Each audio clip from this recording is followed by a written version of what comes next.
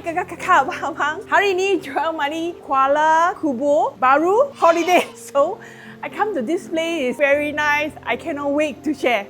Okay, come. Dia ini rumah ada satu balcony yang paling I suka. Sebab you see, dia punya ini decking memang dia macam netting So when Joeel walk on top of it, dia macam bahaya. But after I walk few step, I feel very tenang lah. Sebab dia macam you walk on kosong punya tempat. Lagi bawah dia semua hijau-hijau. Lepas tu, you can see behind Joeel is like all green. Tengok mountain saja, hijau-hijau punya pokok, atas sekeliling semua pun pokok. And some more here, dia guna semua metal saja. So when you come with friend, duduk sini, chit-chat lagi baik. Kalau tak ada kawan chit-chat, saja satu orang sini, breathe fresh air, listen to the forest sound. The me time is like so super and best. So I hope you guys and Joeel sekali boleh enjoy scenery sini.